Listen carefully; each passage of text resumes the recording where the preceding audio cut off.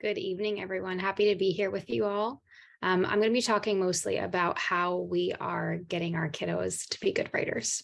So I'm going to start with our vocabulary program that is going to lead to me talking about our writing program and reading program as well. But to start off with, writing skills are one of the most essential things that student can learn because they use them in all subjects, in everything, in math, in English, in social studies and science, when they're applying for jobs, when they're applying for college and everything. So we really emphasize that importance to them. So there's many foundations of writing skills that we focus on here at VSA.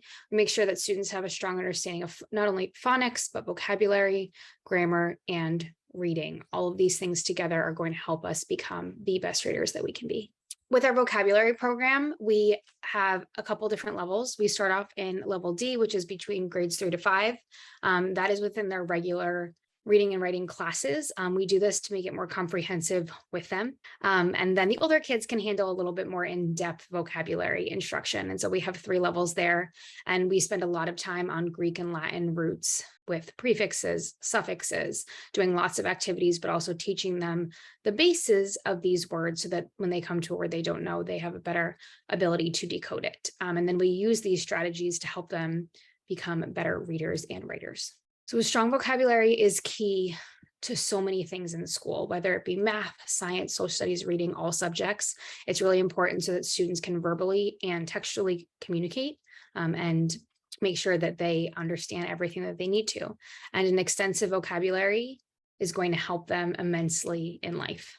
So we go through many different study strategies, base it all in root words and the application of those, because once you learn one root, you can understand a lot of words. Then we move on to learning definitions of words. We do sentence completion. We do analogies, which is a really big critical thinking skill. And then we move into parts of speech, which connects it to grammar. Then we take it to constructing sentences, which help them with writing. And then we think about how we can apply these words. So just some examples so you can see, for example, students might learn one week words that have to do with water. So they have the roots hydra, aqua, and mar, and they would learn words like dehydrate and aquatic. We talk about parts of speech, their definition, and then how they're used. Here's an example of analogies. Analogies are really challenging for students, but it really pushes them to be critical thinkers and really think about the relationships with words. When students master analogies, they can do so many other things, and it will come up a lot, especially in entrance exams once they get older. So just an example of before students really have a good grasp of vocabulary, any kind of vocabulary study, we use very simple words: exciting, interesting, very is a word you may see your student use often. And then after vocabulary study, students have a much better grasp of things. They can say it a lot quicker, which we call being concise, and they can say it with better vocabulary. So that now becomes spectacle, tangible, tactile in their writing. So you can see the comparison here. While we are conveying the same thing, one sounds a whole lot better to the reader and becomes something that is a lot more visual to the reader as well, which is an important skill in writing. So this is our schedule. Students have it for 1 hour per week, and you can see more of this on the website. So that's a little bit about vocabulary, which is a foundational skill for our writing program, which is something that we really pride ourselves on here at VSA, is to create the best writers that we possibly can. So we have levels D through G, which I'm going to talk about, which is covers students from grades 3 all the way up to grade 7. There's 2 options. There is 2 1-hour classes a week or 1 2-hour class a week, where we have everything together.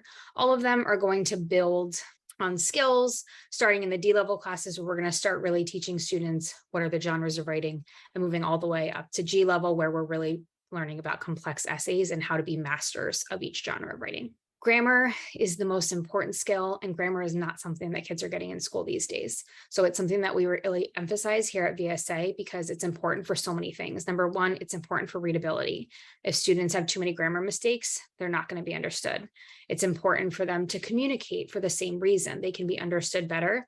And it's also a credibility factor. As they get older as writers, they want to be believed. And when there's lots of grammar issues, it can take away from that. In our grammar class, we have students learn a new concept and then practice. We teach our students note-taking, so it's something that they can learn study skills as well. We make sure that they have practice for homework that gives them instant feedback. We always have a review, and we test every 7 weeks to make sure that students are mastering. just an example of something that students might see in class. We really try to make it very concrete for students and little snippets so that it's not a lot, but we try to like really hone in onto a skill that they can use later, and especially looking at things within sentences to help them understand why they're learning skills. Some sixth grade topics that they might learn nouns as an indirect object. And then later on, we may have them diagram sentences, which is something that really helps them see how all of these parts of speech work together.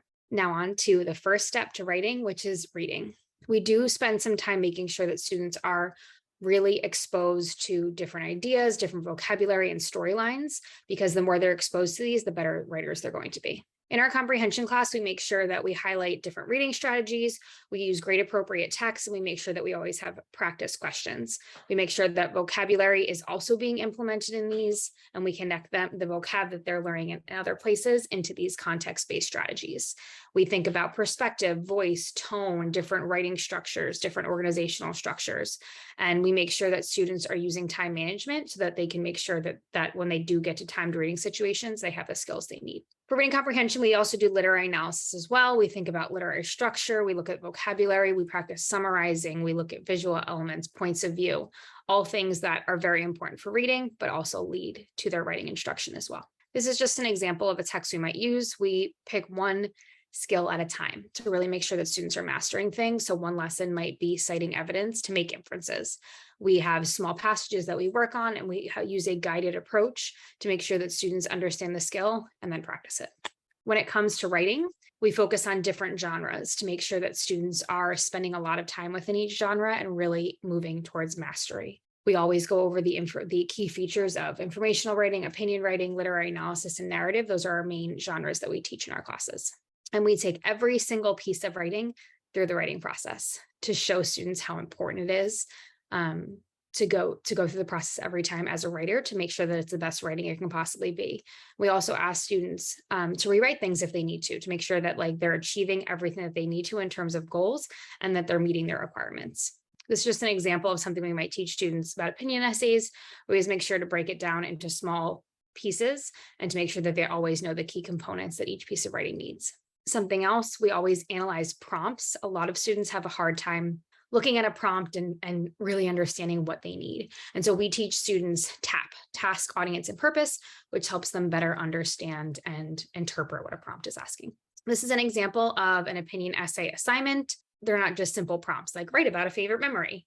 We have students reading text and going in and making sure that they can really form opinions. For example, for an opinion essay, we make sure that they have all of the important and necessary requirements for each genre.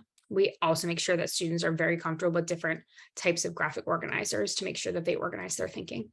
We move students from plan into drafting, where they learn how to structure really strong body paragraphs. And we focus a lot on editing and proofreading to make sure that not only can students write well, but they can take their writing from good to great during the revising and editing processes. You can see some examples here, but also on our website of some of the essays that students have written. As you can see on the left, we've got an article about fun homes by a third grader who's writing a really amazing 5-paragraph essay. And we really encourage students to use that structure and get to where they need to be so that when they get to the next grade, they're ready. And that's everything there. Thank you.